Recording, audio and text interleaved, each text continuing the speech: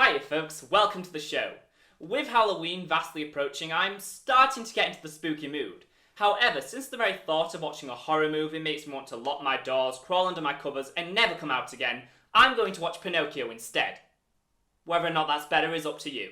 Who'd have thought the face of family entertainment and Satan would go so well together? That's right, today we're looking at Disney movies that are darker than you remember. I know, I'm just a well of originality, aren't I? But I'm not here just to go, how the hell is this for kids? I'm here with one mission and one mission only. Find the Disney movie with the most spooks, chills and frights. However, this isn't just a case of movies having random jump scares. This is a case of which Disney animated movies can actually be kind of unsettling to watch. Sure, some have content that's a little too P for a G-rated movie, but we all know about those. What I'm interested in is the psychologically messed up stuff. Maybe elements of the story leave some dark implications, or perhaps there's a theme that really pushes the Motion Picture Association's buttons. Things that on the surface seem like nothing, until you overanalyze it more than anyone working on the movie thought you would. So, I have come up with 5 Disney Animation Studios movies I consider to be especially dark, but not for the reasons you're expecting. So no, Pinocchio and the Black Cauldron are not on the list. Neither is Beauty and the Beast, Hunchback of Notre Dame, Tarzan. Basically, if there's a movie you're expecting to be on here, it's not. And as much as it pains me to say, I am omitting Oliver and Company because there's the smallest chance I might be a teensy bit biased with that one. I put the 5 movies in a random number generator and I'm going to talk about why I think each of them could potentially be the darkest Disney movie, before giving a definitive answer.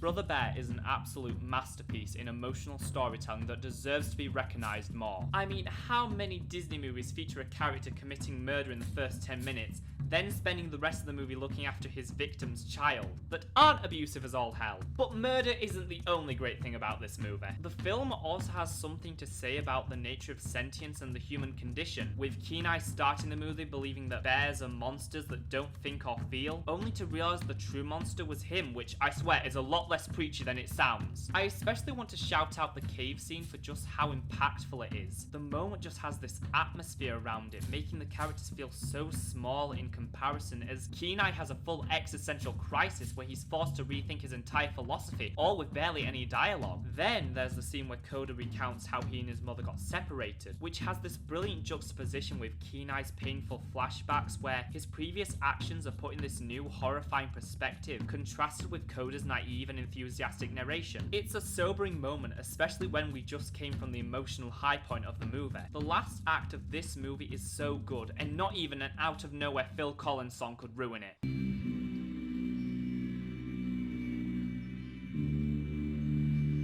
Ah yes, The Rescuers, the movie that kicked off everyone's favourite trend of the late 70s and 80s Disney movies, child abduction. This movie is about Penny, a little girl who is kidnapped by quite possibly the least mentally stable of the Disney villains, Medusa, who forces Penny to search for a rare diamond in a literal death trap of a cave, then holds her at gunpoint. Now all that sounds really bad, but it's not the reason this movie is on the list. This is. If I don't get back to the orphanage, I'll never get adopted. Adopted? What makes you think anyone would want a homely little girl like you?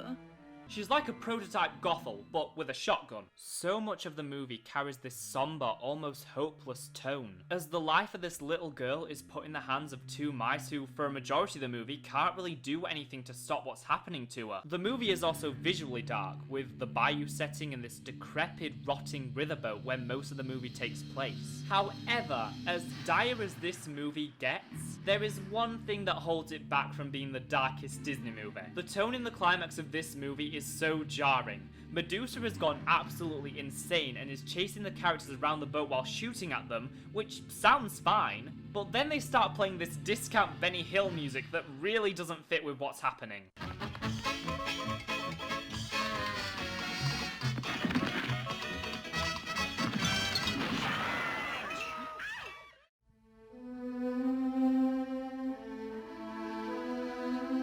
Yes, I am indeed going to argue the movie with I Want to Be Like You in it is one of the darkest Disney movies of all time.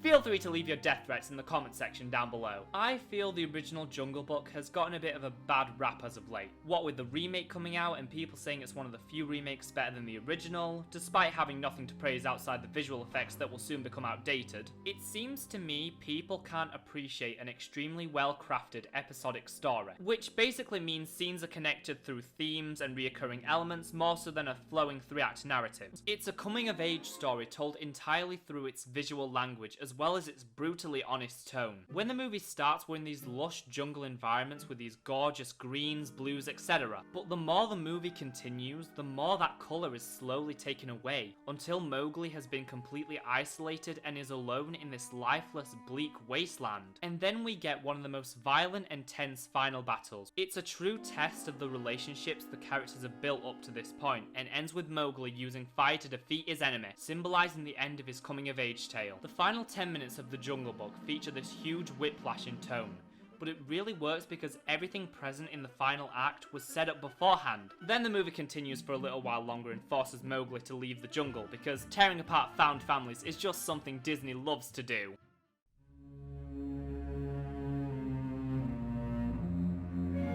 Cinderella is one of the best written Disney movies ever. It's a movie that is good when you first watch it, but when you start to notice all the little details, you understand just how well crafted this film is and why the remake fails on all fronts. Naturally, the reason this movie is on the list is because of Lady Tremaine and her treatment of Cinderella, which, I mean, what we see in the movie would be more than enough, but as always, I'd like to take it one step further and read between the lines because, I mean, what else am I good for? In the opening prologue of Cinderella, we learn she was only a few years old when her father died, before skipping to her at 19, which means Tremaine had a good 15 or so years of just psychologically torturing and conditioning this poor girl to be a lonely servant in her own house, isolating her from the outside world. And to anyone who dares criticize this movie or Cinderella herself for not leaving the house, first off, you need to rethink your life. I mean, do you really want to waste what little time we have in our existence arguing about Disney movies?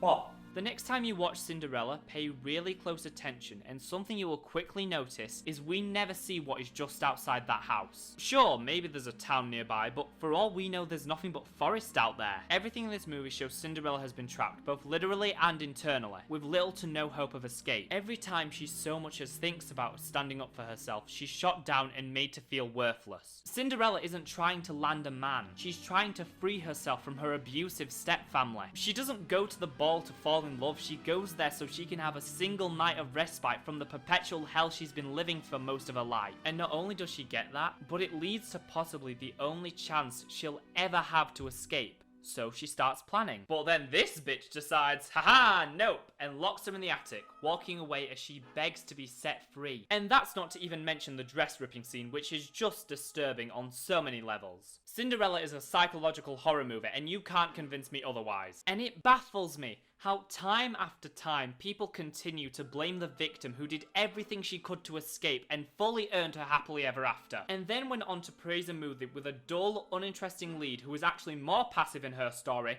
just because she can ride a horse now.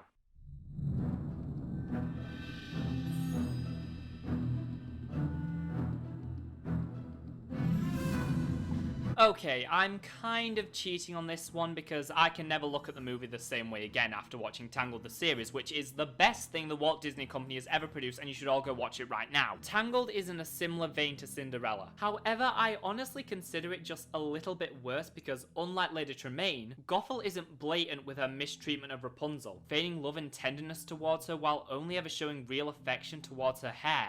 She constantly puts down Rapunzel and just destroys her self-esteem, but does so in such a sweet way it's kind of hard to watch, especially since we know she's the villain and the movie constantly reminds us of that. Gothel is a manipulative piece of work for most of the movie, but when the curtains literally get pulled back and Rapunzel sees her for what she truly is, that's when her true colours are shown and she doesn't hold anything back. Also, this is the first Disney movie since Robin Hood to reference hanging, so it's got that going for it. But I did say the reason it's on here is because of the series. So let's talk about how much they added to the movie after the fact, because they somehow managed to make Gothel even worse, despite only appearing in flashbacks and that one episode where Rapunzel was trapped in her own mind. How she treated Cass making her daughter do all the housework while dangling the love she so desperately wanted in front of her, only for Gothel to abandon her once she had taken Rapunzel, which gives Cass just so many complexes. Seeing the way Gothel treated Cass honestly makes her interactions with Rapunzel in the original movie even more disturbing. Now, did I just add Tangled to the list so I could talk about the series in a little more detail? Yes. But I mean, every person I can peer pressure into watching this work of art is another win for humanity. And let's be honest, we need all the wins we can get right now. If you have yet to check out this show, do yourself a favour and do so. And if you're in the land of tea and crumpets like me, spam Disney Plus's UK Twitter account until we get seasons 2 and 3, because as much as I love season 1, I think I've rewatched those episodes enough already. Okay, so we've looked at a few Disney movies that you could maybe consider to be the darkest. So now it's time to settle this. Which Disney movie is the most sinister of them all? And the conclusion I've come to is all of them. There's no point comparing which Disney movie is the darkest because they're all messed up in their own special sort of way. Each of them taps into a different part of our innermost fears, whether they be abandonment, loss, literal hell spawns, or the upper class. Disney movies have and will continue to keep us up late at night for many years to come. Besides, we all know the darkest Disney movie is The Many Adventures of Winnie the Pooh. Thanks for watching, folks. See you real soon.